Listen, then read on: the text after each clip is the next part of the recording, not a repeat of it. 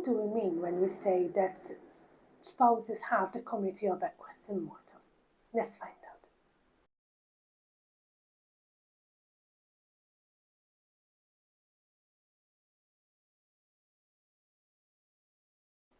Hi, I'm Daniela. I'm a litigation lawyer specialized in family and child law.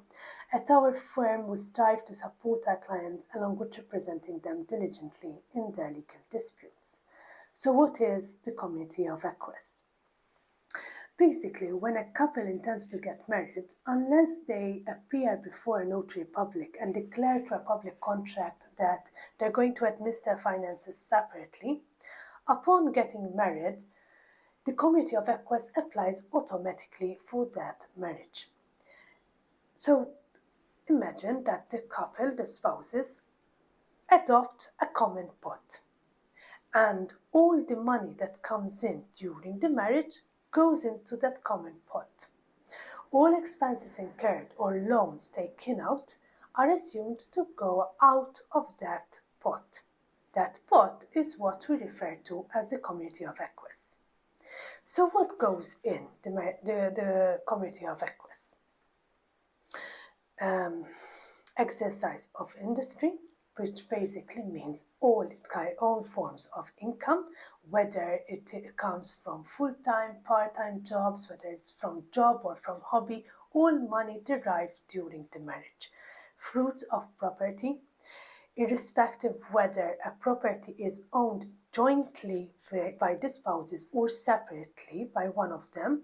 If that property is rented out, the rent, the money that comes by the use of that property goes into the common pot.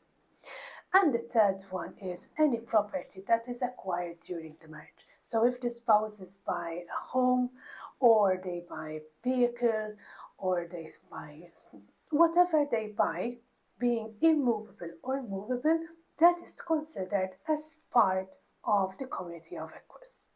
So even if a vehicle is registered on one of the parties, it is still deemed to form part of the Committee of Acquests and therefore, in the eyes of the law, owned by both spouses. The same with loans that are taken out by the spouses. Therefore, I have often heard the spouses talking in a way that they have a joint account where they transfer X amount of money every month, and then they each have a separate account where they keep the remaining part of their salary for their own exclusive use. Whilst there's nothing wrong with that, if they're in agreement about it, however, if those spouses come to a situation undergoing separation proceedings, then all the accounts, jointly or exclusively, will be taken into consideration. And all the accounts have to be shared, split fairly between the spouses. Now, the law makes a distinction between the transactions that take place in the personal capacity of the spouses, and there both spouses have to be informed and consent to any transactions being made.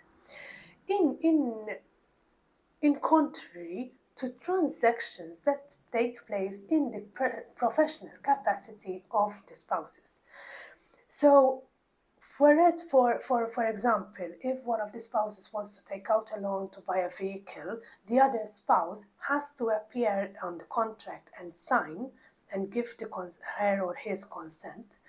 If the vehicle is being bought by the business being exercised by one of the spouses, or the merchandise or the equipment is being bought by the trade, business or profession of one of the spouses, then the responsibility falls solely on that spouse, because there is this understanding, and also for practical reasons, that the other spouse will not be in the loop on each and every transaction being carried out. So whereas in their personal capacity, both spouses need to consent and both spouses are held responsible, in the professional capacity, transactions are made solely by one spouse and the responsibility falls solely on that spouse. Now, I've had clients who have a good marriage going on, but they constantly argue or have disagreements over finances. And the law provides more than one remedies, but we're going to talk about two. The first one is to stop the Committee of Acquests and declare that going forward from that day on, the spouses will administer their finances separately, separation of assets. The second one, especially where there are mismanagement of funds, such as spending money on addictions or gambling, or there's a problem with falling victim to scams. In that situation, the spouse, not the spouse who's spending, the other spouse can go to court, present the situation, present evidence, and request court to vest the authority to administer the common pot solely in that responsible spouse.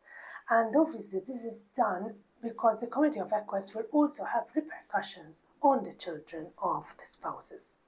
Now there's a lot more to be said, but today I'll stop here. If you have found this video useful, please do like our page and share, and leave us a comment in the comment section below. Lastly, please remember that this video is only intended for informational purposes and this is not to be construed as legal advice. Thanks for watching.